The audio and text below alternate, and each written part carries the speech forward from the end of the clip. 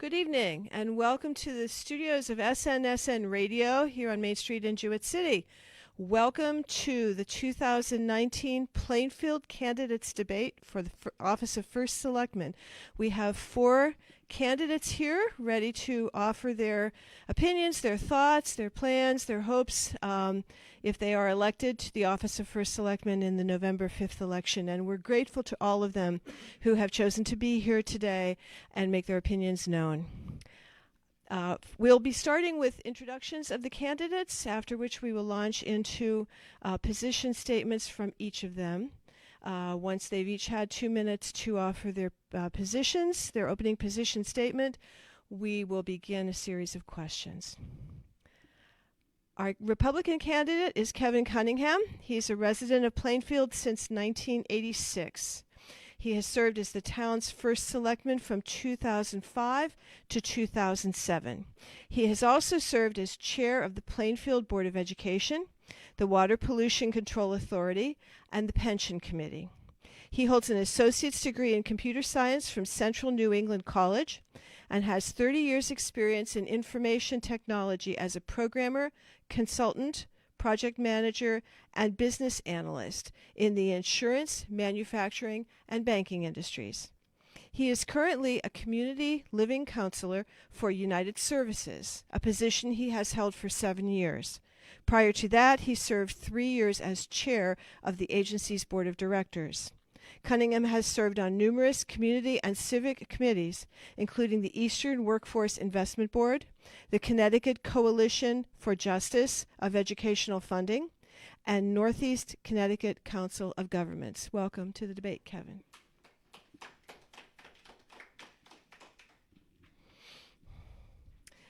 We have a write-in candidate in Bill Knight. He is a Plainfield native who entered the Navy following graduation from Plainfield High School in 1981. He served as an aviation ordnanceman aboard 2 different aircraft carriers prior to his honorable discharge in 1992. Since then, he has worked in the construction and service fields and currently works as the service manager for a company specializing in windows and doors. He served for 10 years on Plainfield's Zoning Board of Appeals, with 8 of those years as its chairman. He has also been active over the years on the Moosup Little League Board of Directors and the Democratic Town Committee. Bill, welcome to the debate.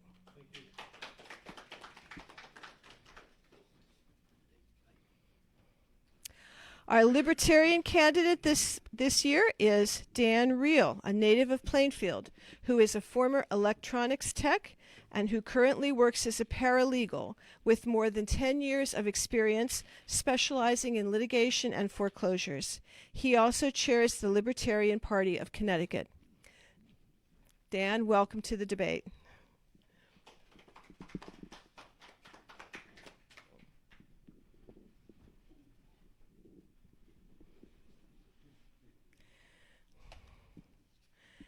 And our Democratic candidate this evening is Kathy Tendrich, the incumbent First Selectman of Plainfield, having been elected in 2017. A resident of Plainfield for 42 years, she studied accounting in business school and also did coursework in early childhood education at Quinebaug Valley Community College. Prior to taking office, she owned and operated 2 small businesses in town for 25 years and was a founding member of the Plainfield Business Association. She served as the association's secretary and later as its president before resigning to run for First Selectman. She was a member of the Plainfield Board of Finance for 4 years and also served as its vice chair. She is a member of All Hallows Church. Kathy, welcome.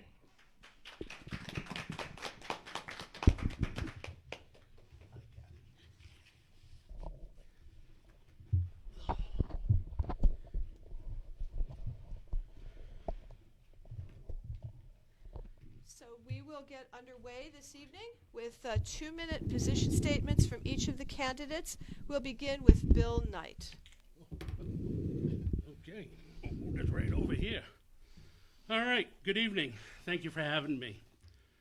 First of all, it's that time of the year when you're going to hear all about who did what and when and what they plan on doing moving forward.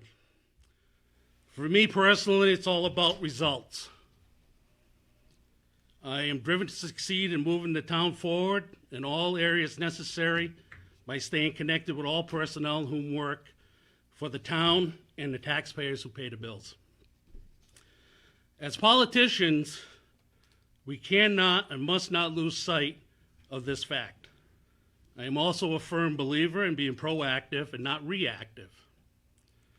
As for the budget, this is a year-round endeavor, and as your first selectman, I will work very closely with our boards and department heads who play a vital role in town government. I will not use it like a chess match and move things around for political gains as my personal budget. Furthermore, you have to ask yourself, are we any better off now than we were 2 years ago? Is progress being made in job creation? You know, and this precludes the Morgan and the Western Freight. And I don't include the service sector jobs such as Dollar General and O'Reilly Auto Parts. You know, I consider that just for tax bases only because I don't believe the jobs that are created are not enough to be negligible, to be quite honest with you.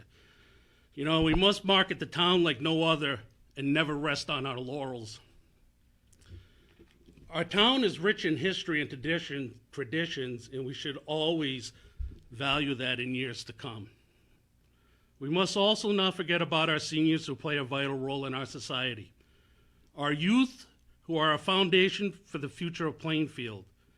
You know, we got to find ways to ensure our education system is always a step ahead of other towns, which is vital in attracting new homeowners in the development of our town. Thank you so much, Bill. Could we please have Dan give his position statement next, and you have 2 minutes to do so. First of all, I just want to thank you, Janice, for having us today, and Mike for hosting this event as well and live streaming it. I'm running for First Selectman because I have grown up in a town that has historically just never tackled the big problems in a new way. You know, we always study things. We look at things like Interroyal, and I'm sure, if I'm not elected, we'll have another study and nothing will happen. We need to start thinking differently about the way we attack our problems and the way we try to assess them, because too often some crisis comes up and nobody thinks, how could we have prevented this?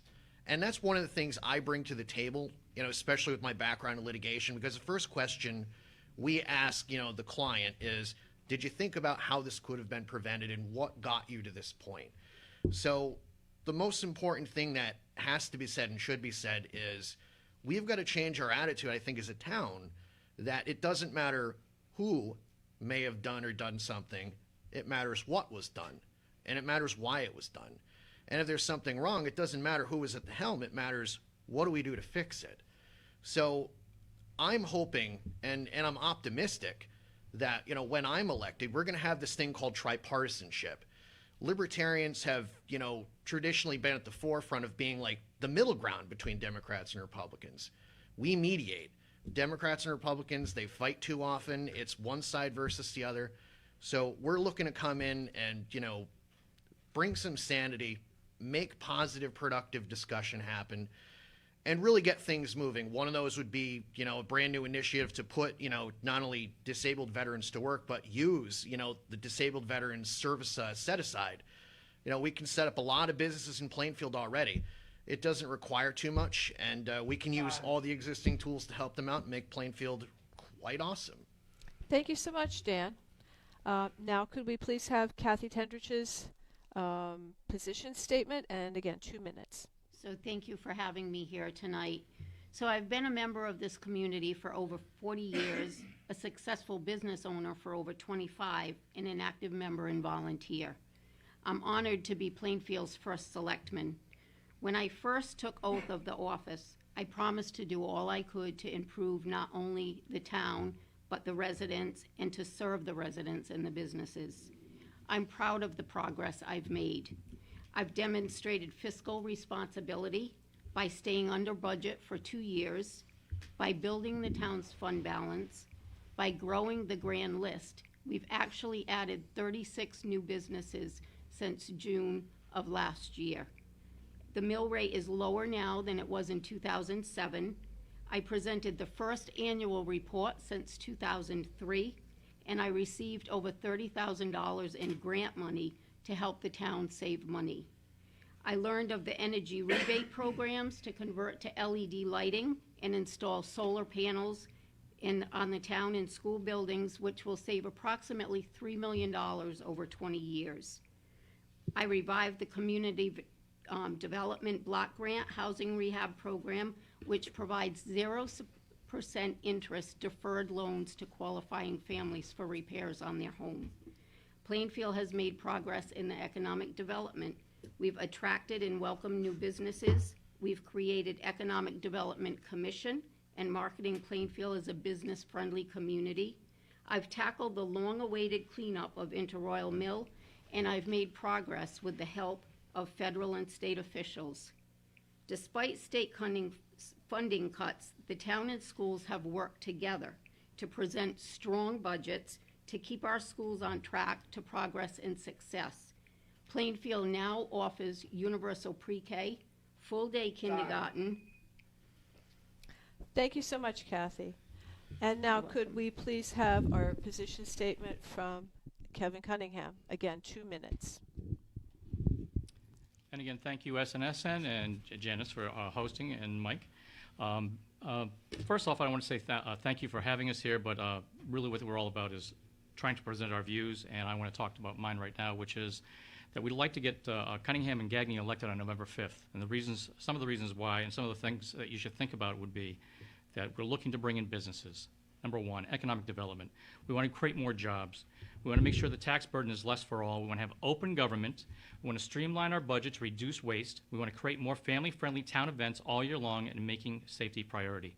By doing so, what we could think of doing at this point would be videotaping all the board meetings and making them accessible to all, make town operation budgets accessible at every selectmen's meeting, make sure we look at charter revision updates to ensure that the elected officials follow the charter, look for a real 5-year capital plan, bring back an economic developer position that gives the Economic Development Committee a charge to get the funding for a revolving loan fund for small businesses. We want to be able to advertise and give information to the public so that we know when things are going on, like robocalling and making sure signage is out there. Posting proper notices for signs is very crucial. We want to have all town employees hiring practices following EOE compliancy. That means if there's a job opening, they have to follow the EOE compliancies. Upgrading the town facilities with cameras to ensure safety for all is another thought. Create ordinance committees to help us to update the ordinances. Update the town website for better use and promote Plainfield, because right now it's not being utilized as well as it could be for economic development. We need to put back a service directory, promote our businesses on the town website, create a full-time building committee to review the buildings and give recommendations on when to upgrade and replace items like the roofs, electrical upgrades, and reasons why they have to be updated. And so those are some of the things I would like to have you consider when we're looking for bringing Plainfield into the future. Thank you.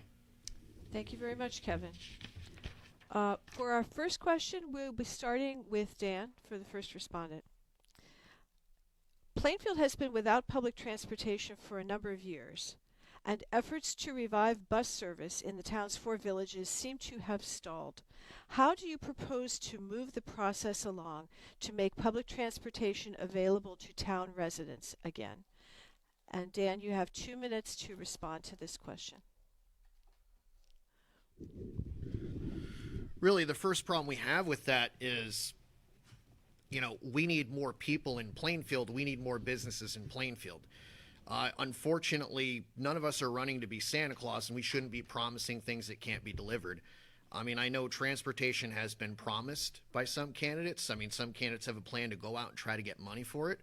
But the problem it's always going to run into, unless we kind of just get our own house in order and create jobs and do things like move Interroyal so there actually is some sort of heart to Plainfield again that starts beating and breathing life into this town, we won't have either the funds or the ridership to do it.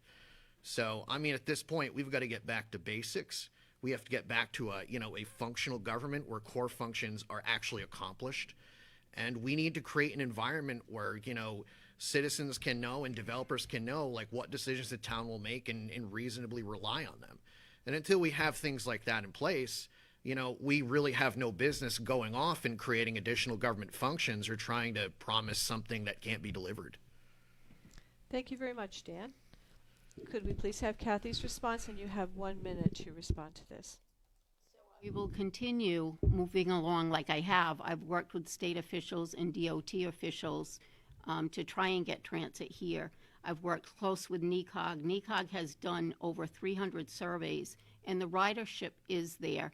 Of course, with the state funding cuts, it is an issue with the money, but the town did allocate some money last year, the Board of Finance, and there is money in the budget from previous years from past administration. So once we have the total figures, and I know that everybody at DOT, the state officials, Senator Summers is working on that. What they're trying to do is get the seat bus to Big Y right now.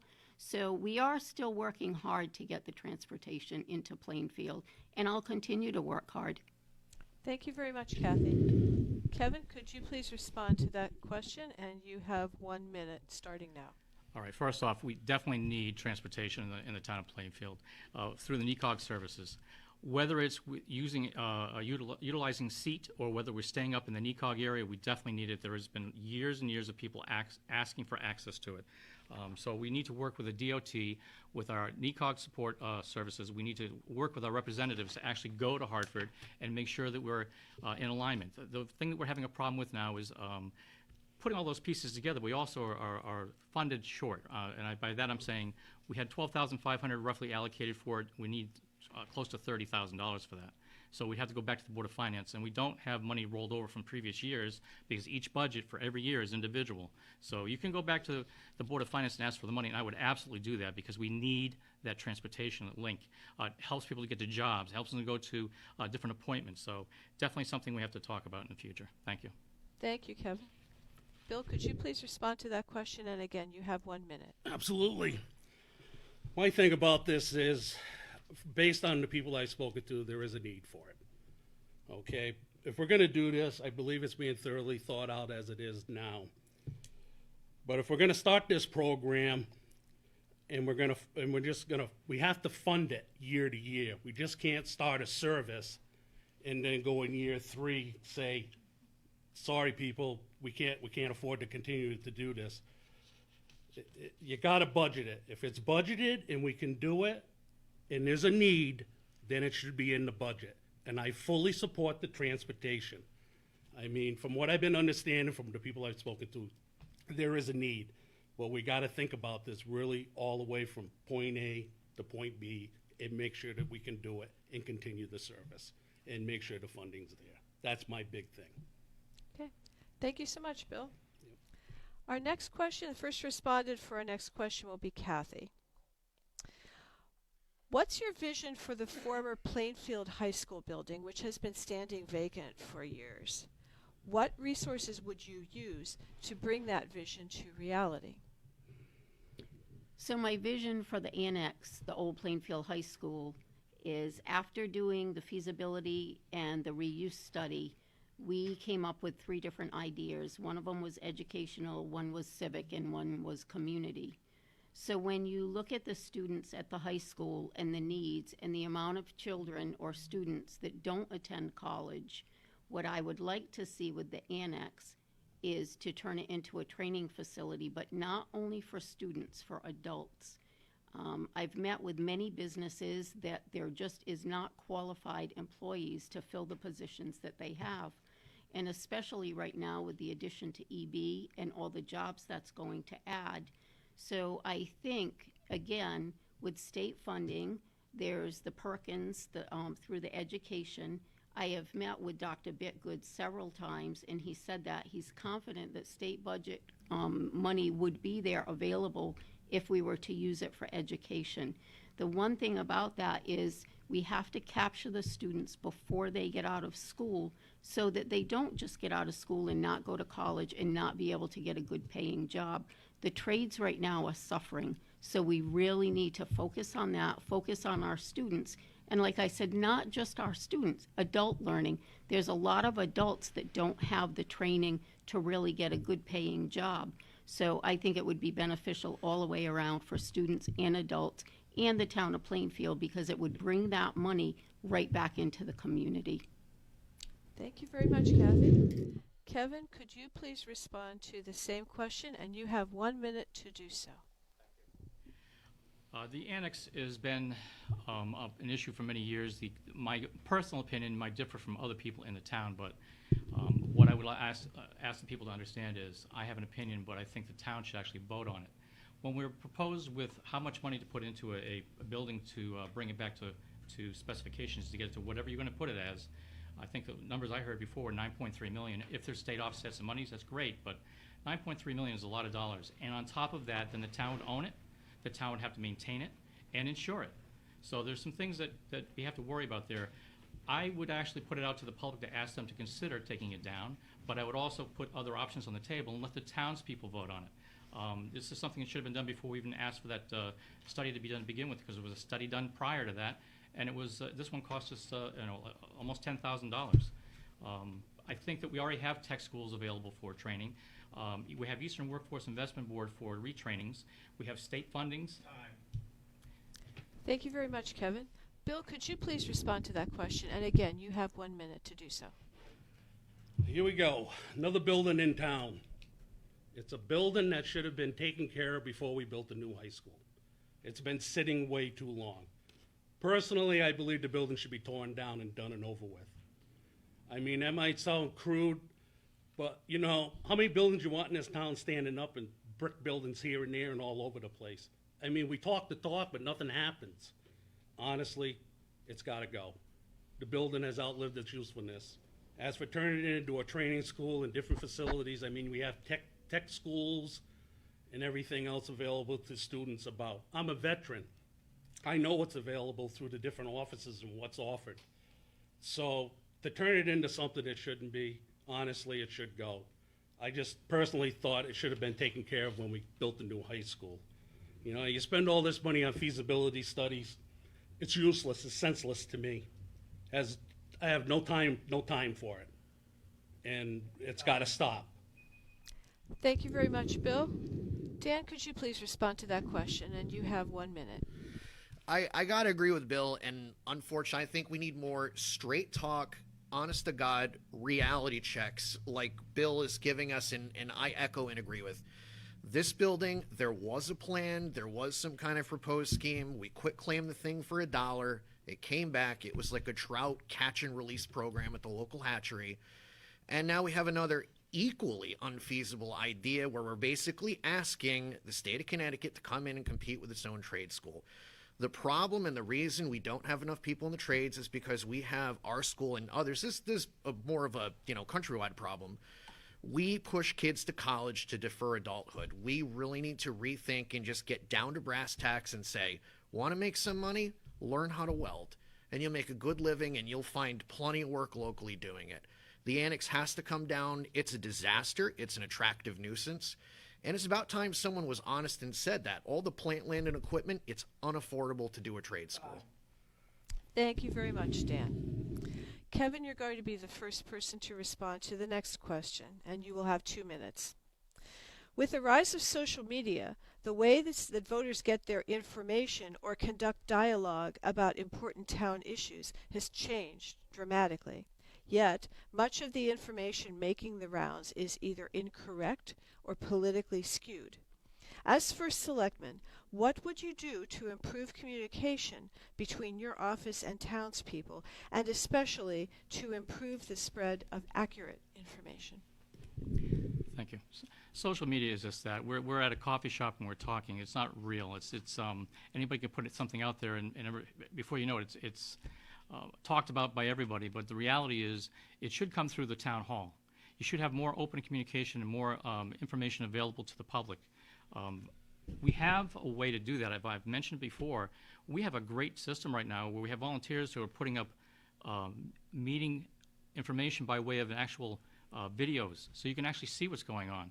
The minutes of a meeting are very small, and there's a couple little paragraphs here and there, but to be able to produce information that people understand and realize what's happening should be, I would say, it should be attached to the current minutes right now, made it into a video portion of the minutes, and let people see what's going on. Invite them to come in.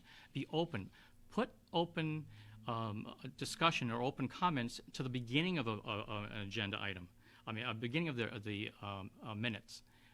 So the people come in and they want to talk and see what's going on in their town, but they have certain items on the agenda which they actually want to talk about. The problem is that you can't have public comment at the end of the meeting. They've already discussed and or voted on something at the end. So it's over with at that point. I want them to be invited into the town, to be part of the community, to be part of the system, and by putting those minutes in the format that it's at right now, where the public comment is at the end, isn't making it inviting. Bringing the town to access to information, social media is okay, but it really should be something that you can utilize with the videos and inviting people in properly to different meetings. Thank you very much, Kevin. Bill, could you please respond to the same question, and you have 1 minute. Social media. You know, this is something that's not going to go away. It's a fact of life. It's a useful tool when used correctly. Whether or not the town has policies or procedures as to how town employees and elected officials utilize the platform is something that should be addressed if it hasn't already. I would say the town website is the correct way to list anything pertaining to town business and post regarding upcoming events and social interactions as it is being done now. You know, if the other social media sites are to be used, I would strongly suggest guidelines to be set and reviewed annually. But the bottom line is, it's not going to go away. Facebook's not going away. Twitter's not going away. And it's a fact of life. The coffee shop discussions that I used to have back in the day down at, the Rise's restaurant, Holmes's restaurant, are pretty much done and over with. It's kind of sad in a way, nobody will read a newspaper anymore to get their information. Thank you very much, Bill. Dan, could you please respond to that question? You have 1 minute. Well, I think, it's an interesting subject to bring up, but, the thing I would be concerned about with the town getting more involved in social media is we can't even seem to get a website right. So I don't see the need, to have town employees going off and having some other thing to do. I mean, we've got plenty of things that aren't getting done correctly as it is. Why give them, for whatever the reason, lack of funding, lack of time, why add another thing to the plate that doesn't need to be added? I mean, as a state party chair of a political party, I can tell you that a Facebook page is just a process for process. And at the end of the day, it's just, just from the standpoint of being in a political organization, trying to make sure that, everything is managed and all the permissions are going on correct. And, this thing happened on that page and that thing happened on that page. It'll be an unfortunate distraction. Kathy, could you please respond to that question? And again, you have 1 minute. So I have tried to improve communication. We have open door policy at the selectman's office. I do a monthly newsletter. I have an open door policy. The other thing that we've done is we've tried to update our website. It's very expensive to do a whole new website, so we have updated that. The information is usually posted on there. We have a Facebook page now that we do put information out. Not only is there a selectman's newsletter, but the seniors have a newsletter that goes out. They mail over 400 newsletters. So we do have open communication, and we really are trying to improve that. So again, my cell phone number, everybody, any information I put out has my personal phone number on it, and they can contact me or visit me at the selectman's office. Thank you very much, Kathy. Bill, you're going to be the first one to respond to the next question, and you will have 2 minutes. It's a related question, actually. Resources such as Plainfield Watchdog Media have given more people a window into the process of making decisions in town government. How do you envision your relationship with such grassroots political action efforts, and do you think their effect on political dialogue in town is good, bad, or neutral? Good question. I mean, honestly, the video recordings, the watchdog, so to speak, when they come to the meetings, I think that is really a super thing to do. I fully support it. I mean, we have enough issues getting people out to the meetings as it stands now, and we got more people complaining in the background. Well, at least you can go on the YouTube sites and pull it up and watch it, because that's where I would turn people over to if they're not showing up for the meetings. We must continue to put our best foot forward, to put as much information as we can out there, whether it's through the Watchdog group or our website. You know, the website, yeah, it's inadequate. It needs to be updated. And of course, everything we do takes money. But in the long run, you got to do the things to make the people aware of what's going on in town and not keep it in a back room locked up in a corner somewheres. So honestly, the Watchdog group does a really good job at getting the information out about the public meetings. You know, when I was ZBA, we didn't have anybody coming down at the time for unknown certain reasons. I would have welcomed it, to be honest with you, because people need to know what is happening in their town. You know, the information's on the calendars. There's a lot of information out there, but a lot of people don't know how to derive the information. So then again, the Watchdog is doing a job by putting out the videos. And when they do that, at least there's something out there to where you can go, when they come to me and go, hey, did you know about so-and-so? I says, well, go ahead and turn up the YouTube. It's on the Facebook. So the information's out there. I don't ever hear anybody telling me there's no information available. I don't ever like to hear anybody come in and tell me that they can't get anything out of the town hall. That's a bunch of nonsense. You know, in all the years I've lived in this town, if I needed information, whether they knew me or not, I could get the information. Thank you very much, Bill. Dan, could you please respond to that question? You have 1 minute. Yeah, actually, I think the impact has been vastly positive. I mean, I would like to see the town do something that Art and June have been doing, which has been a tremendous community service. Because when you see these videos, you have so much more insight rather than just reading the minutes. You know, because you can say like, oh, well, you don't learn nearly as much. But if you watch the video, someone will ask a question. Usually other people with like a specialized like background will come in. Say it's like planning and zoning or something, and you've got like an engineer that comes in and he has this wonderful, awesome question about a certain proposal. You know, and you learn a lot from that. And that's part of the process we need to start, you know, really getting better at and engaging in. And I'd like to see the town stream meetings, you know, rather than just have to rely on volunteer efforts to get this done. You know, I mean, the important part is information makes better decisions, so do good informed questions. I'd like to see more of it. Thank you very much, Dan. Kathy, could you please respond to that question? You have 1 minute. Well, I think we're all in agreement there. It has been a very big help. I know many times people have asked me, I wasn't able to make it to the meeting, you know, what was the meeting about? And I always refer them back to go to YouTube and watch the meeting minutes. So I really am happy that they do it. I wish that the town could afford to do it themselves. But again, with our budget, it does cost money. But it's beneficial because I know even for us, there has been times that I've gone back and looked at their videos to see exactly what was said or who was at the meeting or how an issue was addressed. Because I will agree, like Bill and Dan said, you can read the meeting minutes, but a lot of times it's so beneficial to actually see and hear what the people have said. Thank you very much, Kathy. Kevin, could you please respond to that question? You have 1 minute. Thank you. This couple have volunteered their time, and they've done it for multiple years now, and it's been fantastic. When I was selectman back in 2005 through 7, when people would come to a meeting, it would be 1 or 2, and they'd be coming because on the agenda it would be saying this is the item we're going to be talking about, so it affected them, and they may come if they knew about it. But with this service that is being offered, it's fantastic that you get to go out there and see exactly what's going on. I looked into another company that would actually come into the town of Plainfield to be able to put up something. It's minimal cost. It's dedicated. I don't want to put you out of business, but you're not a business. But it's something the town can actually utilize and share in a couple of different formats. And I think it would be something that would be fantastic and very beneficial to the public, because now you get to see what's really going on. And it is really part of what you want to have your town information giving you. So thank you. Thank you, Kevin. Dan, you will be the first respondent to the next question.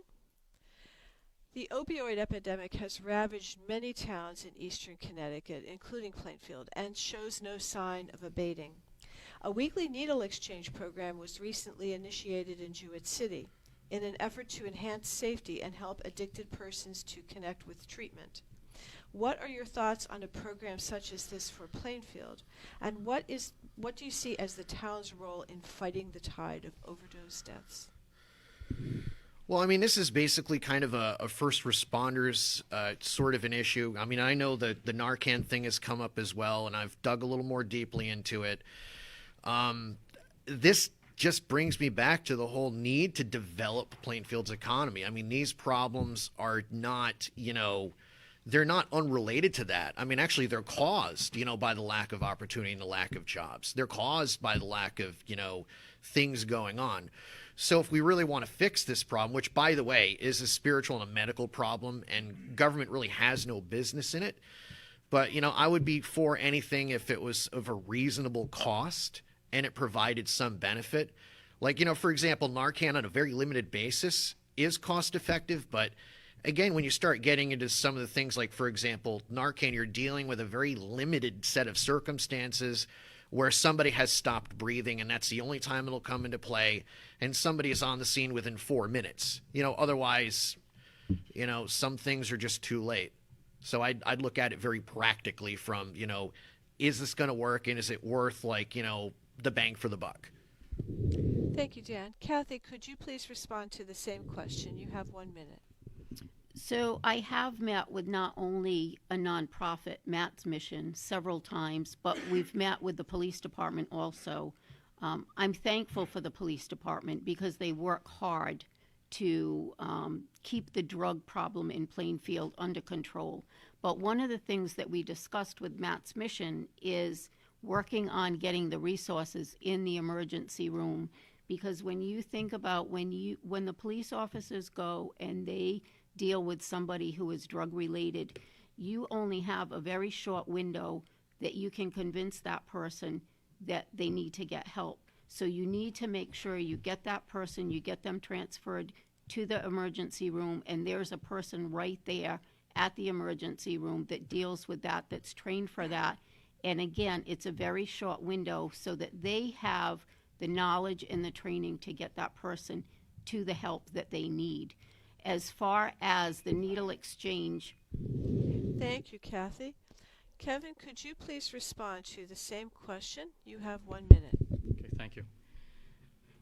It's something that really have to be looking at multiple levels. First of all, you have to have a supportive police department to help for the preventative portions of it, to react when things are happening. But further off with the prevention is the information, and getting out information will be reaching out to someone like United Services to have support groups, have training, have understanding so the public can really understand what's going on.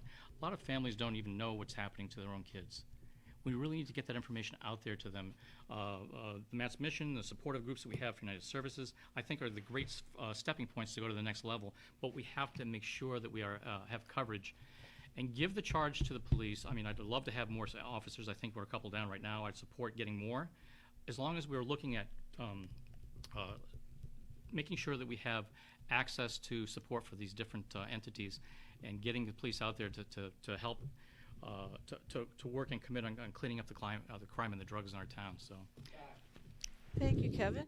Bill, could you please respond to that question? Absolutely, You have I can 1 respond minute. to that.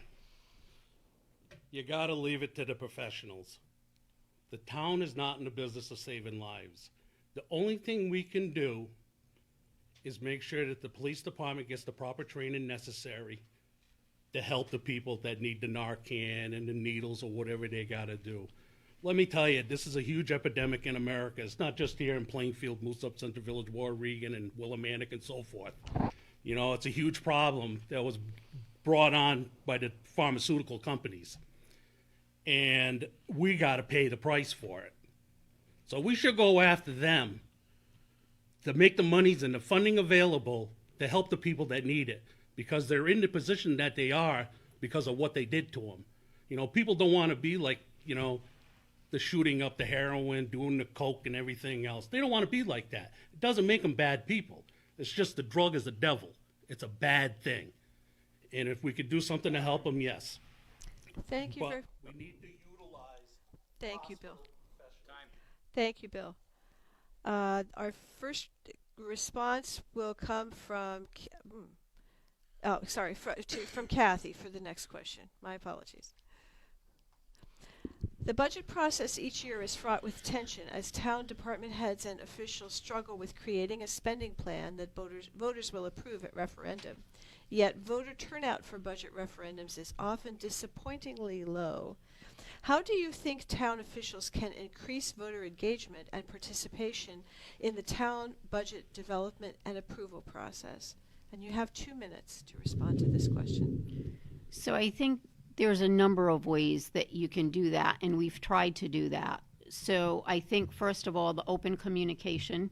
We talked about how we can get the information out. So you have your Facebook, you have your website, you have your open door policy, you do your networking through your newsletter.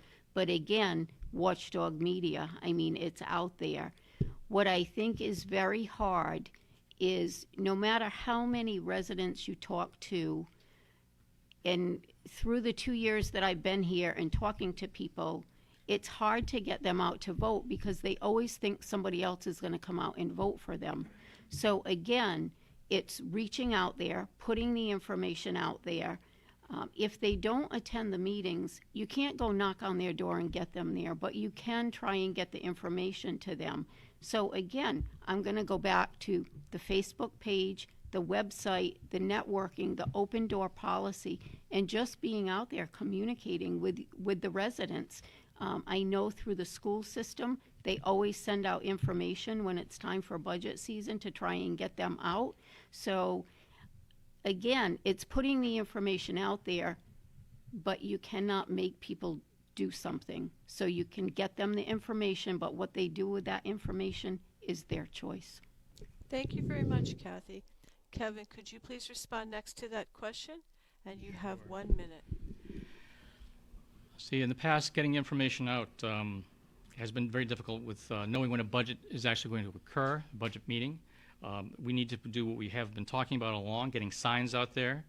There's no reason why we can't put the information out in the Turnpike Buyer. There's no reason why we can't look into an inexpensive robocaller. We can utilize Facebook.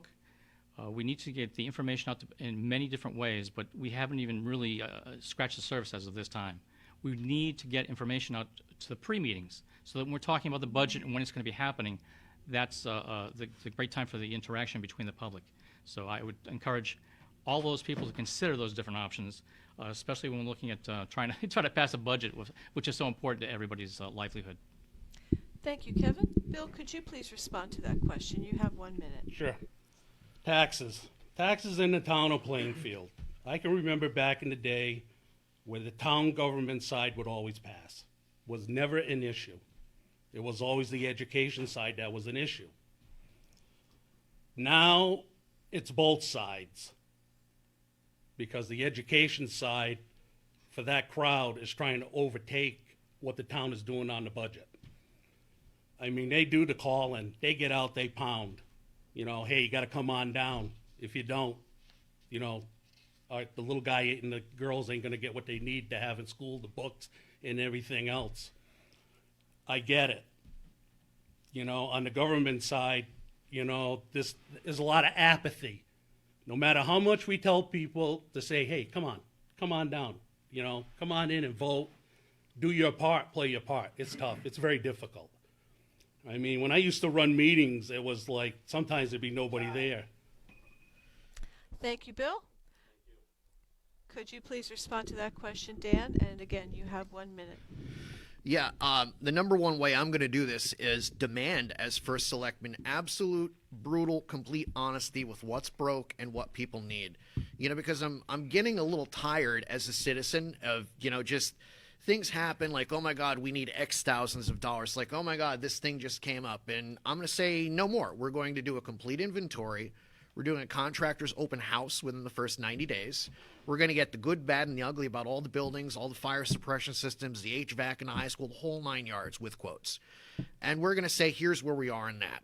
You know, and we're also going to institute a policy to rein in litigation abuse. You know, so when somebody uses the services of counsel, we're going to make it accountable.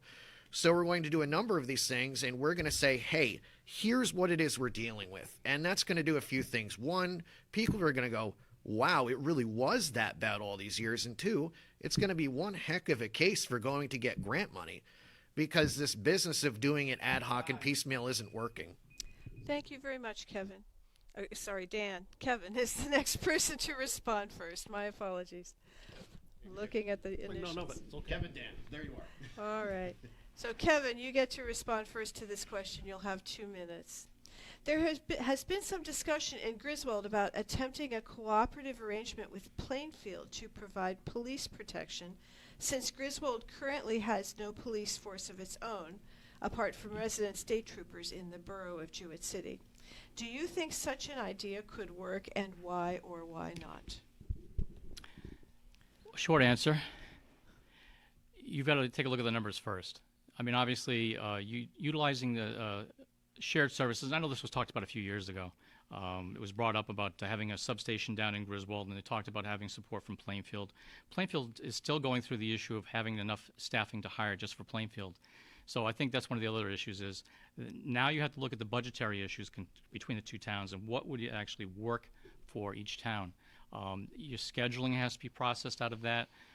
Who's going to be in charge down in this area? Is there a building accessible for it? All of that is budgetary. Everything has to come through that. Is it something that we could do? Absolutely. Just to talk it out and figure out what could work and what couldn't. I have no problems with that, but without knowing all of the details, I can't give a proper answer. But I think that something like that would be workable.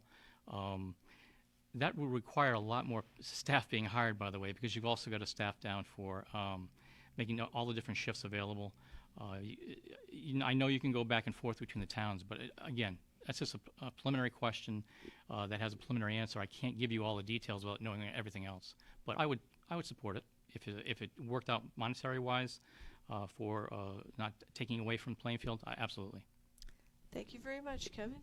Bill, could you please respond to that question? You have 1 minute to do so. Co-op with Griswold, huh? As far as I'm concerned, I don't know all the details either.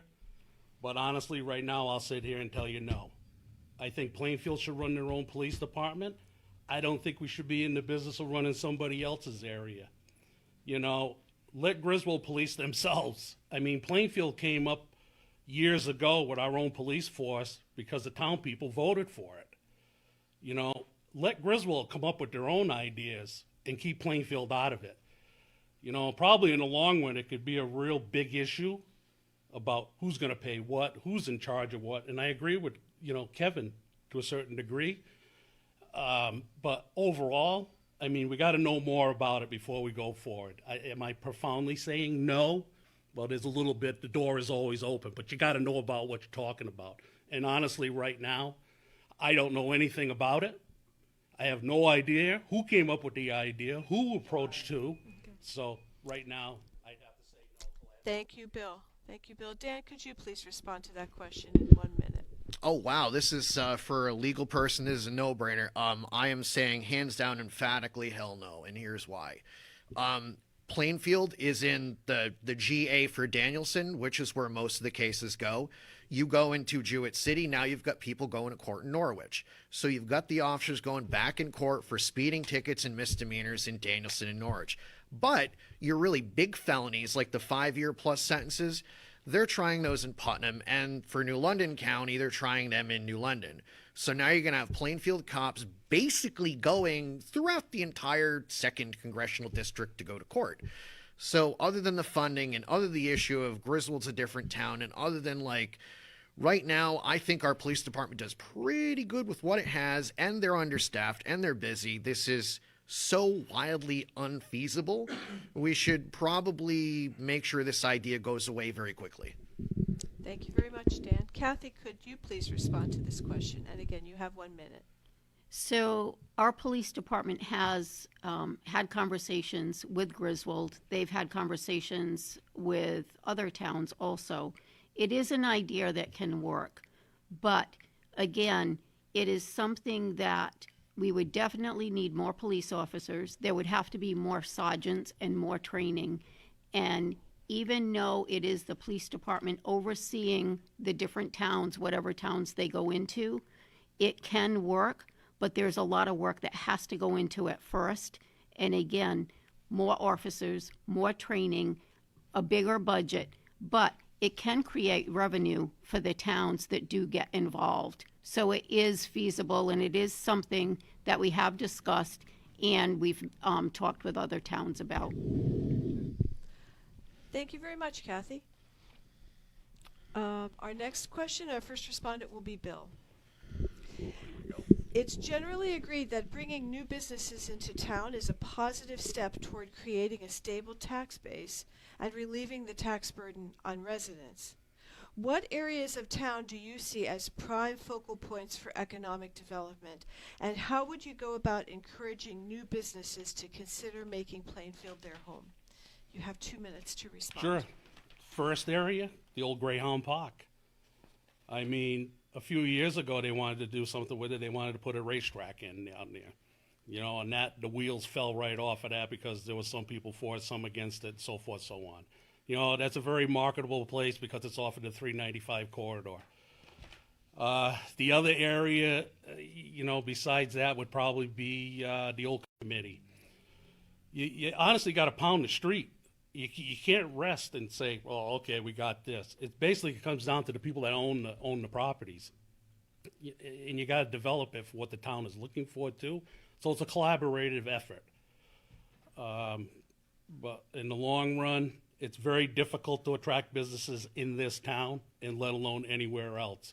Everything that happens nowadays is a service sector type of job. The manufacturing stuff is way done and gone. Let's face the facts here. The places like Cary that make air conditioners, they ain't going to come into the town of Plainfield. It ain't going to happen. The big pipe dream Amazon's going to come in and build a warehouse down there. I'm telling you, it's not happening. We're not set up for that.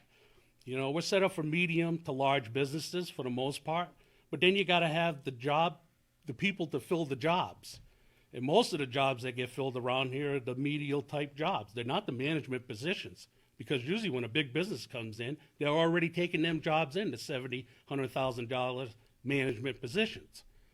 So if we're going to bring anybody in, you got to coax them in, you got to make the deals, you got to talk in the back room, and you got to rub the elbows. Thank you so much, Bill. Dan, could you please respond to that question? You have 1 minute. Yeah, we have a lot of open commercial space, and we need to focus on, my focus anyway is going to be on service-disabled veteran businesses under Public Law 109461. The United States government and agencies have a certain set-aside for those businesses. The problem is you have bigger business like General Dynamics and bigger contractors. They can't find enough of these businesses to throw the few percent of the business they need to do. So if we can find these people that are service-disabled veterans and we can do these workshops, we can get them the funding to get started up, we can get them into Plainfield. And by the way, they have to comply with Davis-Bacon and all sorts of, union wage paying things. So we're going to be dealing with good jobs. It's not going to be some menial service deal. It's going to be actual solid wages. Construction and defense sort of companies benefit immensely from this thing. And this is a no-brainer. It's easy to do. It's readily available. And we can actualize it within 2 years. So it's not going to be give me 2 more years to do it. Thank you very much, Dan. Kathy, could you please respond to that question? You have 1 minute. So first, I think the locations that are good right now to attract business is the Interroyal site, the Dog site, Command, the individual villages, because you have to look at those villages as individual. And they were the heart of those villages. It was bustling at one time. We need to bring that back. But when you talk about marketing Plainfield, you have to look where Plainfield is located. That 395 corridor, for a business to come into Plainfield, you have close proximity to Hartford, to Providence, to Boston, and New York. That is so important for a business to come in. And I don't agree when you say you can't bring those big businesses in. You can bring those big businesses in. Light manufacturing right now is really turning around, and I think that's the way to go. When it comes to the dog track, I speak with the developers there all the time, and they do have perspectives right now that it's too premature to talk about. Thank you very much, Kathy. Kevin, could we please have your response to that same question? And you have 1 minute. It needs about 10 minutes, but in reality, Where things go is determined by the Plan of Conservation and Development. It's listed on there where the zones are, what's available. Next thing is you have to include your Economic Development Commission and an economic developer to actually market, utilizing the town website to do that. There are places, first of all, you got to go small, medium, and large. There are opportunities all over town. The dog track, command, we've talked about those already, but there's also the empty commercial and industrial sites that you have to get information for as to the square footage, what's going to go in there. Put it on the town website.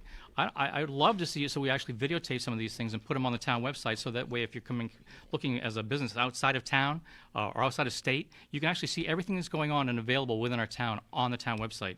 With a strong Economic Development Commission with a revolving loan fund, it'll help the smaller businesses. We've done it in the past. We should be doing it now. I think that we can actively market what we have for the town of Plainfield. Its proximity is fantastic. Thank you. Thank you very much, Kevin. I know there's a lot to cover in some of these questions in a very short period, but you're all doing very well. It appears that we have a couple of questions here from the audience. Okay.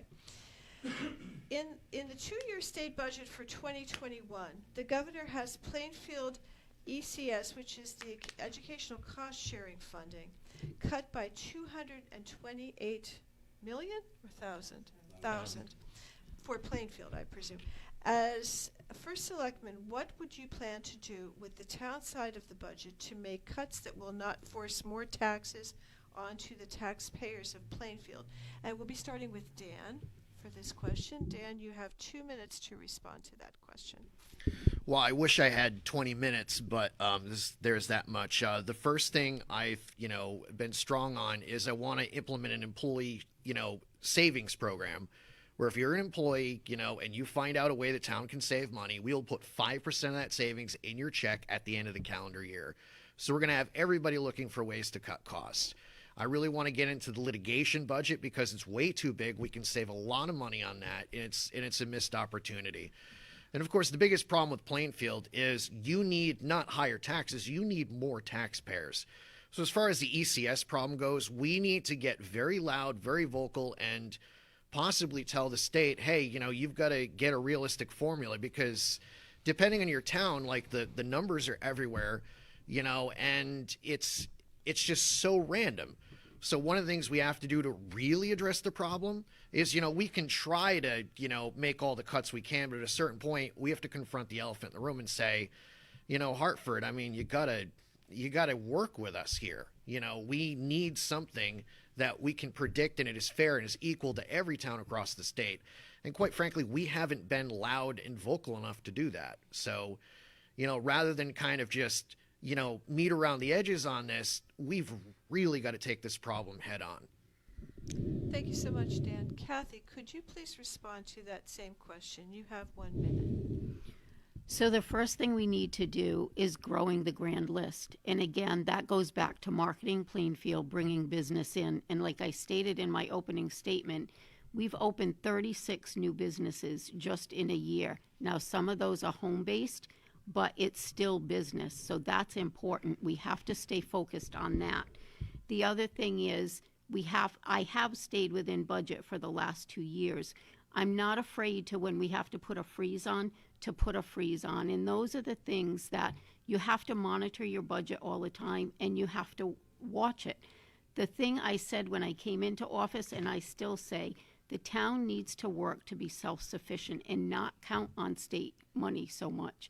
So by growing your grand list, I really believe that's the way to go.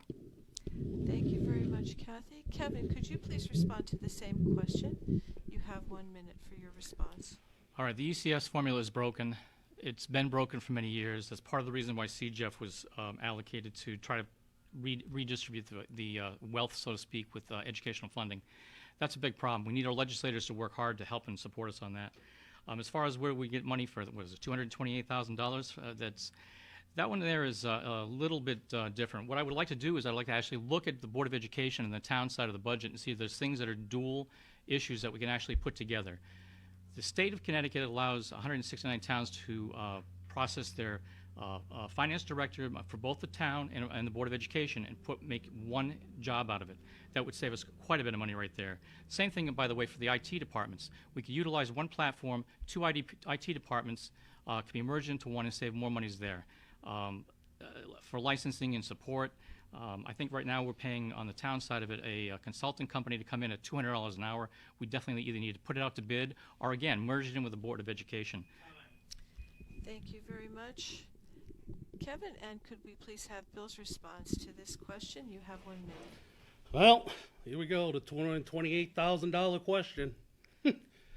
Every single year, we go through this every year because the state don't give us enough money or somebody's not doing something or blah, blah, blah, and then we got to go do something, find money from somebody else or take it out of our general fund and then slide it over to the school to make the numbers work.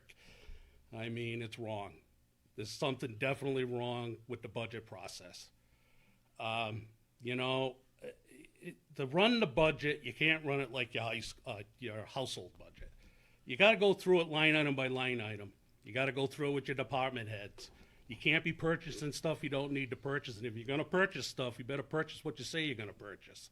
And when you spec something out, buy it. Don't get something else, which happened in the Public Works Department. These issues, if you think they're bad now, $228,000, I can tell you with what's coming up, it's going to get worse. Thank you very much, Bill.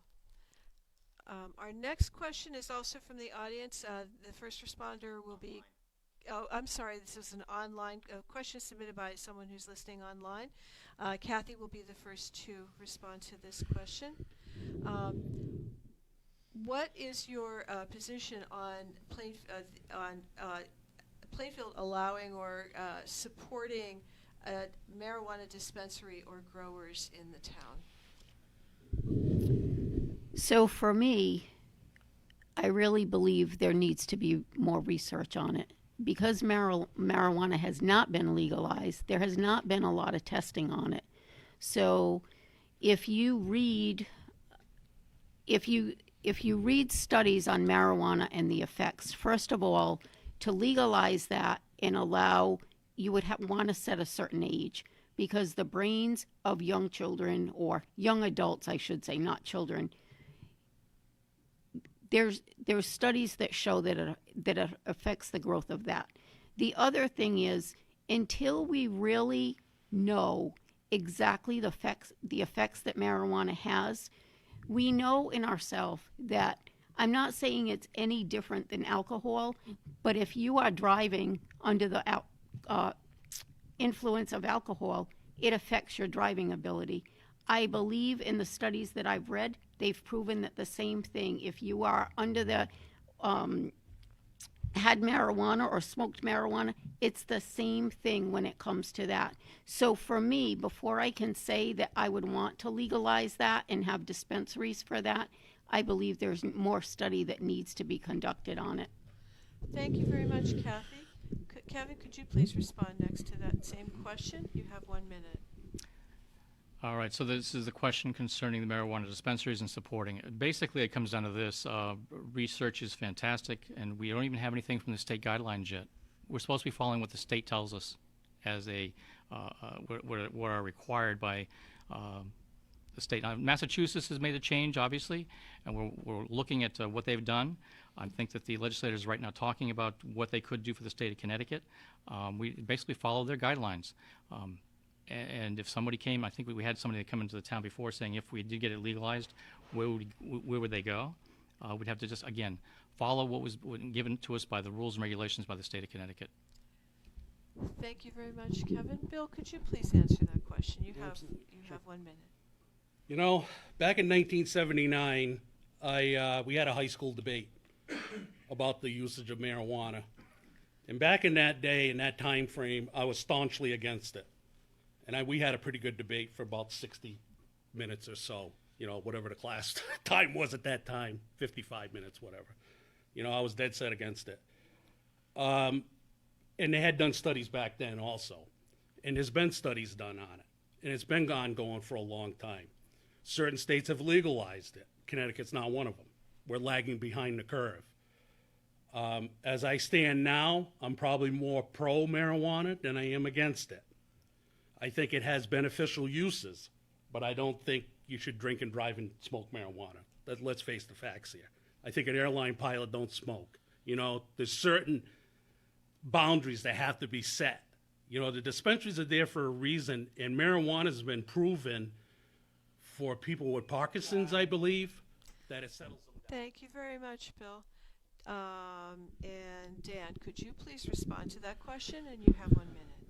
Well, obviously, when they legalize it, I mean, let's face the facts. Democrats and Republicans have been fighting a war against people that have been high, and they're losing. This issue is done. The medical science is in. We don't need government leading our lives for us. I mean, we moved out of mom and dad's house at a certain point. You know, we love mom and dad, but we can run our own lives and we can be reasonable and responsible. There's nothing wrong with that. But to just say, oh no, please, we don't want the tax revenue. I mean, that would be, we'd be shooting ourselves in the foot to do that. So yeah, I mean, when Connecticut legalizes, I'm absolutely all for it. You know, just use common sense. I mean, that you shouldn't even need a law for that. Thank you very much, Dan. And we're going to Kevin again to answer the next question first. This is a question that came from someone listening online who would like the candidates to elaborate a little more on their plans to attract new businesses to town. Would you offer incentives or tax breaks to attract new businesses? Okay. There are some things that set up by the state of Connecticut. There's an opportunity zone right now, which is a little change on the enterprise zone. The enterprise zone was set up years ago where they were trying to set up certain manufacturing, which is why we have Lowe's. And that was a program, I think, that was a 10-year program for tax relief from the companies. And the first year they would pay a little bit of money from taxes. The state would help to offset. And over a 10-year period, you would actually make it so that it was an incentive to get jobs and then eventual tax revenue to the towns that are looking for it. The opportunity zones right now there's 72 of them. Plainfield is not one of them. I've already reached out to our legislators to ask, is this something that we can consider making changes to or adding to the town of Plainfield in certain areas of our town? We already have an incentive right now, Ordinance 103, which is very similar to the enterprise zone, but it's a 5-year plan. And the 5-year program allows for local businesses to come in, and if they're going to modify structure, I think it was the Motorsports who went over to the old bowling alley, and they utilized that. And I think it's a fantastic program. I think we should also include the Economic Development Commission with a revolving loan fund so that we can actually help the small businesses to start up and do that again. It worked fantastic before. I think it could do the same thing again. And putting the information, as I mentioned before, out into the town website, having a real economic developer and a real economic development commission work hard to promote what's on the town website by those businesses that are the open buildings that are there for commercial, industrial, and retail, and really promoting the heck out of it would help to, I believe, would help to initiate some continual access to the public businesses so they can actually look at Plainfield as a different place to come in as a destination. Thank you so much, Kevin. Bill, could you please answer that question? You have 1 minute. Sure. Basically, what I would do is I promote what we have now in town. You know, I would stay in contact with our local businesses, find out what's working, what's not working, so I could pass it along to any type of businesses I wanted to bring in town. I'd use our economic board to market to town businesses, market the property that is for sale. You know, I'd have a portfolio. I would encompass the town as one and do away with the village concept. We're no longer a manufacturing area like it used to be back in the day in the 30s, 40s, and 50s. You know, we're the town of Plainfield. I understand we're Moose Up Central Village, so forth, so on. But we got to believe that we're a town of Plainfield. That's why they changed the name down for the football players at the Rams field to Plainfield, because these kids go to Plainfield High afterwards. They're in the Plainfield system. We're not part of the Rams system. That's just an example. You know, would I give them incentives? I would talk about it. I mean, if it was going to be the right thing for the town, and I would cut deals. I would absolutely. Thank you. Dan, could you please respond to that question? And you have 1 minute.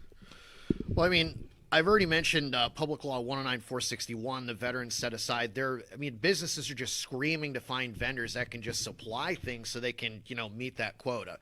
So in addition to that, we've got to face the reality. I mean, if a business needs a tax incentive to come in here, or they need some kind of gimmick or some kind of scam, then obviously taxes are too high, or the profit, motive wouldn't otherwise be there. We need to be careful, because a lot of this economic developer stuff and all these incentives, the benefits are not really as quantifiable as you would think. For extreme example, BMW went to Alabama. State of Alabama said, we'll build you 95 miles of highway and we'll give you a tax break.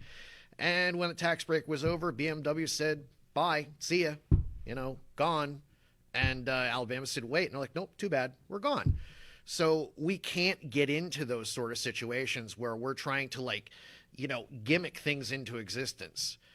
I mean, we also need to streamline our government. We need to make it reasonably reliable on what it will do. Thank you, Dan. Kathy, could you please respond to that same question? You have 1 minute. So what we're doing now, it is working because we are attracting new business. The one thing that I want to say, we do have an enterprise zone, but what happened is the state has just determined that the town of Plainfield is no longer a distressed area. So we only have like a year left on our enterprise zone. The tax deferment plan really does help. It's like a 5-year tax deferment. So within that 5 years, each year they get a deduction. So that is helping getting new business in. The other thing is, when I talk about the annex and the training of employees, that is a big thing for businesses to make sure their employees are trained. And when I talked about the annex, it doesn't mean I'm taking for the trade schools from LS Tech or Norwich. What that is businesses actually going in and training the students and the adults to do exactly what they need in their business. So again, we have to market. Thank you very much, Kathy.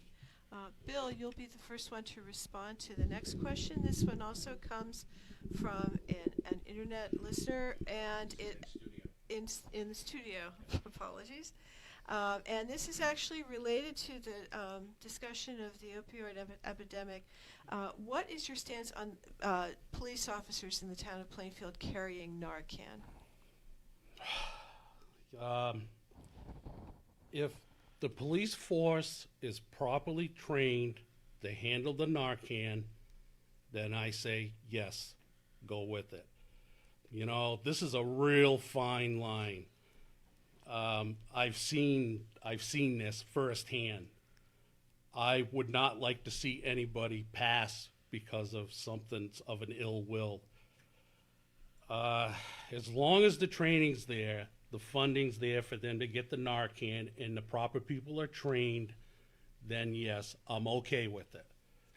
It just can't be anybody. You got to be certified. You must be trained to do this, because the liability factor in this could be extreme. And we're paying enough with lawyers now as it is, because I'd hate to see the ungodly amount of money we're spending on lawyers right now. And we don't need to do that. So, yes, I do support it. It doesn't make the person bad, but something has to be done.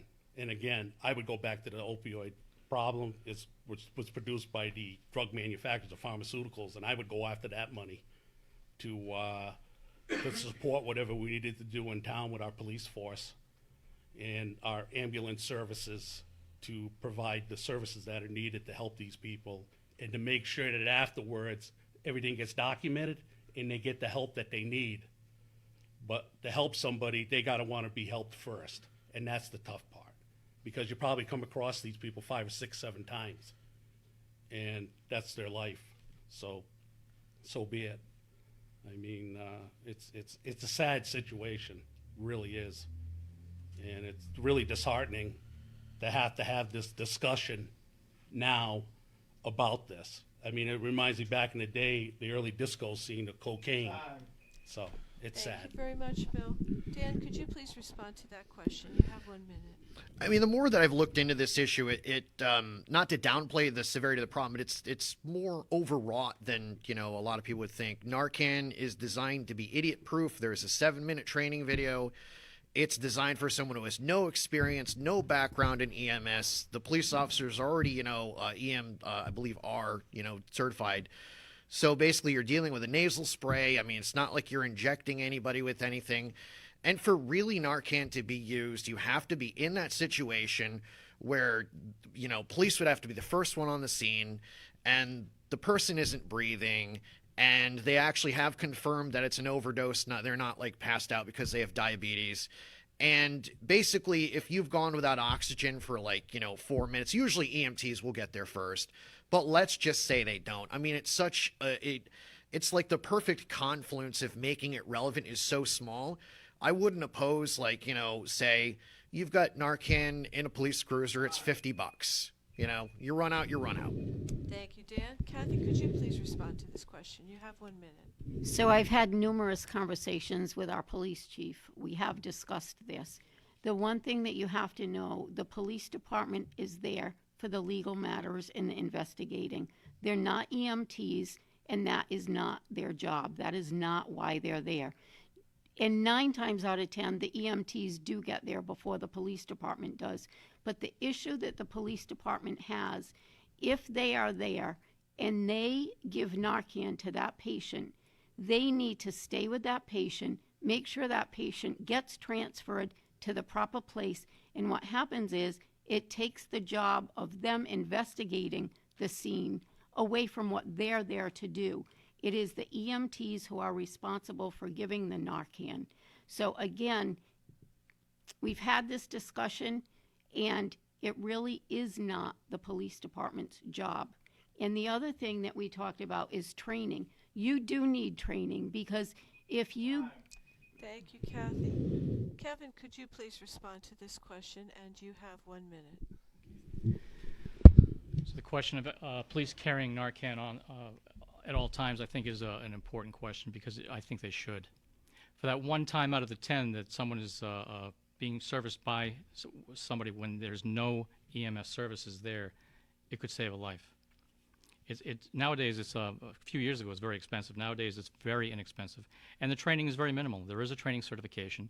It's very minimal. It doesn't take much time at all. I think for that one family out of that 10 that has a need for it, you are still saving a life, and I think it's very important to that family. So this is something, though, I also wanted to ask if they could also consider a diversion program for somebody who's going through this multiple times, because you see this all the time where they have it called back sometimes 3, 4, 5 times a day to the same house. That's obviously something that should trigger a flag to say diversion programs are needed. So I would do that. Thank you very much, Kevin.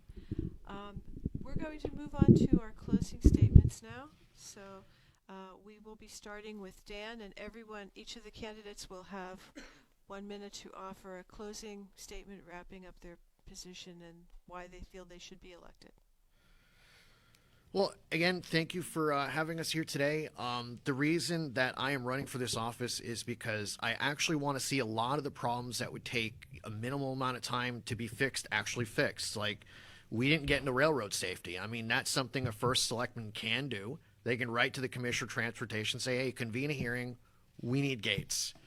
I mean, I don't know how many times you want to have an accident, but one time is too many. I think twice. It just happened last week. We've really need to do something about it. I mean, I've had a plan for Interroyal, which is to get, if we can't do a glorified tax sale with a lot of publishing in advance and specialized real estate and trade journals, we can get information for a realtor to move it from that attempt. So, I mean, we've talked about Public Law 19461 and getting veteran-owned businesses in here, and they're sorely demanded, and they pay good wages. So these and other things among, government transparency and employment savings program, I mean, we have opportunity we can actualize on now, and we don't need government money to do it from the state. Thank you, Dan. Kathy, you're next. You have 1 minute to sum up your position. So again, thank you for hosting the debate and letting us all share our information. So as a proven leader and a business owner, a member of the community, and a volunteer, I have the dedication, the determination, the commitment to the residents, and the ability to make the tough decisions that have to be made. I've proven that I can do that. I'm not afraid of hard work. Over the past 2 years, I've shown that I am willing and able to meet with the state and federal representatives and officials to do the heavy lifting of the big projects like the long-awaited cleanup of Interroyal Mill, the Annex, and the other projects. I'll continue the crucial team-working relationship I have built with the Board of Ed, the Police Department, the individual departments within the town to provide the needs of the community. I'll continue the progress that Plainfield has made with economic development, and I'll continue to find ways to cost-efficient programs for the good of the town. Thank you, Kathy. Kevin, you are next. If you could sum up your position for us in 1 minute, please. I'm applying for a job I assure you that I'll take seriously and work full time. I'm asking the voters to hire me to do the job that needs to be done in order to bring Plainfield back to life. I've demonstrated leadership abilities. I have proven a resume. I have knowledge and willingness to work for the residents of Plainfield. We have a wonderful community and great resources and people who have created a great place for their families to live, and they deserve a chance to see their town become something better. It's time for a change to create fiscal responsibility, real plans, and not visions. A current administration, in my opinion, has failed, and I promise you that I will not. I'll post another video online to give you details on what the other things that I would work on and what I would fix. I humbly ask for the chance to do the job of being a first selectman in the town of Plainfield and need your consideration by voting for me on November 5th. Thank you. Thank you, Kevin. And Bill, if you could please offer us a 1 minute summary of your position and why you wish to be elected. Sure. Well, thank you, everyone. Well, you heard us all tonight. You've seen everybody door knocking, meets and greets, social media, signs everywhere you turn. And now comes the tough part. Who do you think, with what you heard and seen so far throughout this process, deserves to be your first selectman? You know, I firmly believe that I bring a skill set unmatched to this race for first selectman with leadership skills unparalleled. You know, I'm a U.S. Navy veteran. I've dealt with budgets. I've dealt with people. I've led. I've been there, done that. I've been around the world. I've seen a lot in the world. You know, to run this town, I'm the guy. I can do it, and I can make things happen. I can go to Hartford. I can talk to people. I have a way about myself that people tell me that they've never seen. I got a little quick quote I would like to read, and it's from Vince Lombardi. Gentlemen, we are going to relentlessly chase perfection, knowing fully well we will not catch it. I ask you on November 5th to vote Bill Knight, write in BK, and circle the dot. Thank you very much. Thank you to all 4 of our candidates tonight. We're so grateful to you for taking out the time to be here and offer your views to our voters. And we urge everyone in Plainfield to go out to the polls and make your wishes known on November 5th. Thank you so much.